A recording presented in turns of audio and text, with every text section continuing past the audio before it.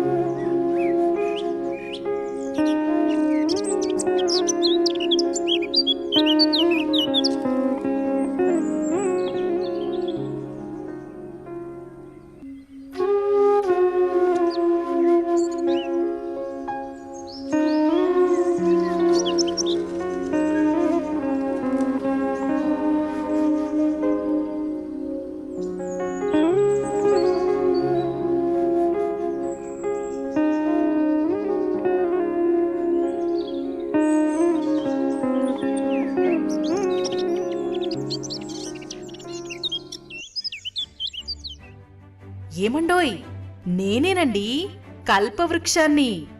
నా వయసు ఎంతనుకుంటున్నారేమిటి? 3000 సంవత్సరాలు మాత్రమే.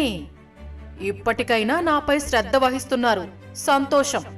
ఇక్కడొకటి చెప్పాలి, మీ మానవ మిత్రుల కన్నా నేను ఎంతో అదృష్టవంతురాలినే.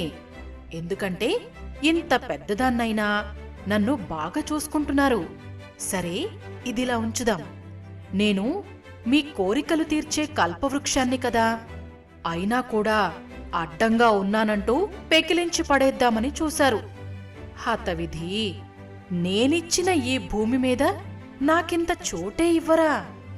ఏదో నా అదృష్టం బావుండి నన్ను అక్కడ్నుంచి ఇక్కడికి చేర్చి కాపాడుతున్నారు. ఎన్ని కష్టాలు పడ్డారో ఏమో కాని ఆ పుణ్యాత్ముడు రామ్దేవరావు చలవతోనే నేనిక్కడికి రాగలిగాను. వృక్షమిత్రుల మధ్య ఇలా చల్లగా ఉన్నాను. నా చుట్టూ వృక్షమిత్రులు ఉన్నారు సుమండి. ఇది 3000 years ఓల్డ్ చెట్టు అనంటే ఎన్ని న్యాచురల్ కెలామిటీస్ని, తర్వాత ఎన్ని థండర్ స్టోమ్స్ని, తర్వాత ఎన్ని సైక్లోన్స్ని, తర్వాత ఎన్ని భూకంపాలని తట్టుకొని ఇది నిలబడిందో మనం ఊహించుకోవచ్చు. తర్వాత ఇదే కాకుండా అన్నిటికంటే పెద్ద శత్రువు అయిన మనుషుల్ని తట్టుకొని నిలబడింది ఇది.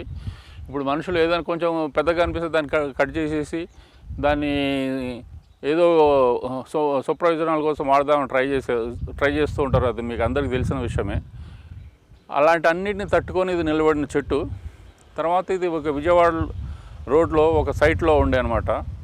ఇప్పుడు ఆ సైట్ను డెవలప్ చేసి దాన్ని ప్లాట్లుగా చేసి అమ్ముదాం అనుకున్న ఒక బిల్డరు దీన్ని కొట్టేయడానికి ట్రై చేస్తున్న సిచ్యువేషన్లో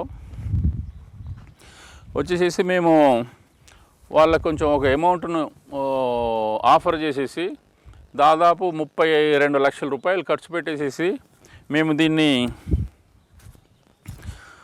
తీసుకొని రావడం జరిగింది. తర్వాత దీన్ని కాపాడడానికి సంబంధించిన కెమికల్స్, మైక్రోన్యూట్రియంట్స్ అవన్నీ ఇచ్చేసేసి మేము చేసాము. ఇది ట్రాన్స్లోకేట్ చేసేసి ఒక 6 months మాత్రమే అయింది. మీకు దీనికి సపోర్టింగ్ సిస్టము, దీనికి సంబంధించిన చైన్లు అవన్నీ చూడండి మీరు. దీని గురించి చాలా కష్టపడ్డాము, బట్ ప్రతిఫలం దక్కింది. మీరు చూడవచ్చు, మంచిగా చిగురిచ్చిన చెట్టు. ఇది ఒక 5 సంవత్సరాల తర్వాత చూస్తే మళ్ళీ నేచురల్ షేప్కి వచ్చేస్తుంది. ఈ కళాకృతులన్నీ ఈ హరిత సామ్రాజ్యంలో తయారైనవే. తుప్పు పట్టక చెక్కు చెదరని వస్తువులైన ఉక్కు, వస్త్రాల పీలికలతో రూపొందించారు. విశేషమేమిటంటే షికాగోలో చిత్రకారుడు పికాసో తయారు చేసిన ఓ కళాకృతి ఈ పద్ధతిలోనే రూపొందింది. హైదరాబాదుకు కూడా ఇలాంటివి 2 బహుమతిగా అందాయి. ప్రత్యేక రంగులో కనపడుతున్న వీటిని ఉక్కు, కంచుతో తయారు చేశారు. ఈ శిల్పాలు ఆకర్షణీయంగా ఉన్నాయి. చూసేందుకు రాగి లేదా ఇత్తడిలా ఉండే ఈ ఆకృతులు మనిషే సృష్టించిన ఈ కాంక్రీటు శిలారణ్యంలో కొత్త కళాకృతులకు రూపమిచ్చి సేద తీరుస్తాయి. నేను బేసికల్గా ఒక ఆర్టిస్ట్ అండి. నేను చదివింది ఫైన్ ఆర్ట్స్ చదివాను. తర్వాత బిజినెస్ మ్యాన్ అయ్యి తర్వాత ఆర్ట్ గురించి నేను వదిలేయడం జరిగింది. దాదాపు ఒక 20 years నా బిజినెస్ మీదనే నేను ఫుల్గా కాన్సన్ట్రేట్ చేశాను. ఆ తర్వాత నాకున్న అన్ని రకాల బిజినెస్ నేను వదిలేసేసి ప్లాంట్స్ తర్వాత స్కల్ప్చర్స్ మీద నేను కాన్సన్ట్రేట్ చేస్తున్నాను. ఇండియాలోనే అసలు స్టోన్ తోటి స్కల్ప్చర్ చేయడం అనేది మొదలైంది. ఇప్పుడు ఆల్మోస్ట్ ఆ స్టోన్ తోటి చేసే స్కల్ప్చర్ చేసే యాక్టివిటీ అనేది చచ్చిపోయే సిచ్యువేషన్లో వచ్చింది. దాన్ని మేము మళ్ళా రివైవ్ చేయడానికి వచ్చేసి స్టోను, తర్వాత స్టెయిన్లెస్ స్టీలు, తర్వాత కాటన్ స్టీలు, తర్వాత బ్రాంజు, సెరామిక్, టెర్రాకోటా ఇట్లాగా ఆల్ నేచురల్ మెటీరియల్ తోటి స్కల్ప్చర్ చేసేసి మా గార్డెన్లో ఒక 6000 స్కల్ప్చర్స్ని మేము డిస్ప్లే చేద్దామని చెప్పేసి మేము చేస్తున్నాము. ఇప్పుడు వచ్చేసి 5 star హోటల్స్లో కూడా ప్లాస్టిక్స్ తోటి స్కల్ప్చర్ చేయడం అనేది జరుగుతుంది. అన్ఫార్చునేట్గా దాని గురించి అని చెప్పేసి మేము ఓన్లీ నేచురల్ మెటీరియల్ తోటి ఇక్కడ స్కల్ప్చర్ చేసేసి పబ్లిక్కి ఒక ఎక్స్పీరియన్స్ చేద్దామని చెప్పేసి మేము ఇక్కడ చేస్తున్నామండి. ఇక్కడ కనిపించే కళాఖండాలన్నీ స్టెయిన్లెస్ స్టీల్తో తయారైనవే, విదేశాల నుంచి తెచ్చినవే. బాల్యంలో మీ తొలి జ్ఞాపకం ఓ బొమ్మాయి ఉండవచ్చు. అది అనేక రంగుల్లో గాలిలో సుతారంగా తేలియాడుతూ ఉండవచ్చు. ఇక్కడ వీచే గాలి మాత్రం చిన్న పెద్ద భేదం లేకుండా అందరినీ ఒకేలా తాకుతోంది. ఓ అనుభూతినిచ్చి ఆశ్చర్యపరుస్తోంది. ఇక్కడ తిరగటం కొంచెం సాహసం, ఇంకొంచెం ఆనందం, ఏదైనా ఆరోగ్యమే. ఈ చల్లగాలులన్నీ మనకోసమే. వైవిధ్య హరిత శిలా కళా తోరణానికి ఇదే మా స్వాగతం. ఎన్నో కోణాలలో ఇక్కడ కనిపించే దృశ్య విశేషాలు హరిత జీవన ఔన్నత్యాన్ని చాటి చెబుతున్నాయి. మేము ఇది చిన్న మోడల్ ఒకటి తయారు చేసేసి 3D స్కానర్లో స్కాన్ చేసేసి తర్వాత 3D ప్రింటర్లో ప్రింట్ చేసాము. తర్వాత దీన్ని మేము బ్రాంచ్ కింద కన్వర్ట్ చేయొచ్చు, లేకపోతే స్టోన్ స్కల్ప్చర్ చేయొచ్చు. తర్వాత ఎనీ సార్ట్లో మేము దీన్ని ఈ విధంగా మేము తయారు చేయడానికి అవకాశం ఉంటుంది. దీన్ని 100 feet అంటే 100 feet వరకు కూడా ఎన్లార్జ్ చేయవచ్చు. This is the first of it's kind in the world. మన దరికి తరలి వచ్చిన హరితవనం ప్రకృతి మనకిచ్చిన గొప్ప వరం. ఇది ఎక్కడో లేదు, మన చెంతనే. హైదరాబాదు సమీపంలో 150 ఎకరాలలో రామ్దేవరావు హరిత కళా సృష్టి ఈ నందనవనం. ఇది ఒక గ్రీన్ కింగ్డమ్ అని ప్రాజెక్ట్ని మేము తయారు చేస్తున్నామండి. ఈ గ్రీన్ కింగ్డమ్ దీంట్లో ఏంటంటే ఎవ్రీథింగ్ సంథింగ్ యూనిక్గా ఉంటుంది. ఇది స్కల్ప్చర్స్ కానీ చెట్లు అనేది అసలు మేజర్ ఇది అట్రాక్షను. ఇది దాదాపు 85 countries నుంచి కొన్ని వేల చెట్లను మేము ఇక్కడ తీసుకురావడం జరిగింది. ఎంతో శ్రమ పడి ఇవి తీసుకొని వచ్చాము. మెక్సికోకి పోయేసి మెక్సికోలో దాదాపు డెజర్ట్లో దాదాపు ఒక 4 రోజులు అక్కడ ఉండి రాళ్ళ మీద పడుకొని అక్కడి సరివైన భోజనం లేకపోయినా కూడా వాటిని భరించుకుంటూ తీసుకొని వచ్చాము. తర్వాత ఇక్కడ ట్రాన్స్లొకేషన్ చేయాలని ఎక్కడికి పోయినా కూడా ఎన్నో రకాల కష్టాలు, ఎన్నో రకాల ప్రాబ్లమ్స్ ఉన్నా కూడా వాటన్నిటిని ఎదురొడ్డి మేము ఈ చెట్లని తీసుకురావడం జరిగింది. చాలా చెట్లను ఎప్పుడో అసలు ఇవన్నీ కాలిపోవలసిన చెట్లు, అంటే ఇక్కడ కొట్టేసిన తర్వాత మన వాళ్ళు చేసే కార్యక్రమం అదే. అలాంటి వాటిని మేము ఇక్కడ వచ్చేసి వాళ్ళని మళ్ళీ జీవం పోసి తీసుకొచ్చాము. రోడ్ వైడింగ్లో పోయే వాటిని, లేకపోతే ఎవరైనా ఇల్లు కట్టుకుంటే అడ్డం వచ్చిన చెట్లని, అలాంటి వాటిని చాలా వాటిని మేము ఇక్కడికి తీసుకొచ్చాము. తర్వాత అవి మామూలు చెట్ల కింద కాకుండా ఒక వాటికి ఒక షేప్ ఇచ్చి వాటికి ఒక స్కల్ప్చరల్ లుక్ ఇచ్చి ఒక బ్యూటిఫుల్ చెట్ల కింద ప్రజెంట్ చేస్తున్నాం మేము.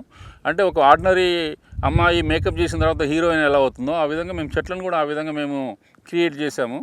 చాలా మంచి ఎన్విరాన్మెంట్ క్రియేట్ చేసాము. మీకు సంబంధించిన పార్టీలు కానీ, తర్వాత మీకు సంబంధించిన ఫంక్షన్స్ కానీ, లేకపోతే గెట్ టుగెదర్స్, తర్వాత వచ్చేసి జస్ట్ 1 హాలిడే వచ్చేసి మీరు ఇక్కడ స్పెండ్ చేసిపోవచ్చు. ఒక గుడ్ లంగ్ స్పేస్ ఇక్కడ మేము క్రియేట్ చేసాము. హైదరాబాద్ లాంటి ఒక పొల్యూటెడ్ సిటీలో, అంటే హైదరాబాద్లో ఉన్న వాళ్ళు ఎక్కడ చదివారు, నేను వచ్చి రోజుకి 25 సిగరెట్లు తాగినంత పొల్యూషన్ పీలుస్తున్నారు. ఇక్కడ వచ్చేస్తే మీరు ఒక లంగ్ స్పేస్ ఇక్కడ క్రియేట్ చేస్తారు. ఈ చెట్లు మొక్కలు గొప్ప సందేశాలను జనంలోకి తీసుకువెళతాయి. చిరంజీవి లేదా షారుఖ్ ఖాన్ లాంటి సినీ నటుల ద్వారా, లేదా అంబానీ అదానీ లాంటి వాణిజ్యవేత్తల వల్లనో ప్రజల్లోకి వెళతాయి. దేశ విదేశాల నుంచి తెచ్చిన ఈ విశిష్ట మొక్కలను మీరు పెంచవచ్చు. అవును, మీకిష్టమైతే వీటి బాగోగులు మీరే చూసుకోవచ్చు. లేదా వచ్చి శిల్ప హరిత కళా ప్రాంగణములో సేద తీరవచ్చు. ఆరోగ్యవంతులై మీలో అమాయక శిశు హృదయం కన్నులు విప్పార్చి ఓ దివ్యానుభూతి పొందుతారా? అలా అయినా సరే రామ్దేవరావు దేనినైనా ప్రసాదించగలరు. పచ్చదనంతో అలరారే ఈ దివ్య ప్రదేశం ఎడారిలో ఒయాసిస్సు వంటిది. కర్బన ఉద్గారాలతో కాలుష్యం వెదజల్లే కాంక్రీటు అరణ్యాల నుంచి కాస్తైనా సేద తీరుస్తుంది. ప్రాణవాయువును, ప్రశాంతతను ఇచ్చే ఏకైక ప్రదేశం ఈ హరితవనమే. హలో, నేను కాసేపు బజ్జుంటా. మీరు నా కోసం తప్పక వస్తారు కదూ. చిలుకూరు బాలాజీ ఆలయం నుంచి మీరు పొద్దుటూరు వస్తుంటే గ్రీన్ కింగ్డమ్లో నేనుంటా. ఉంటా మరి.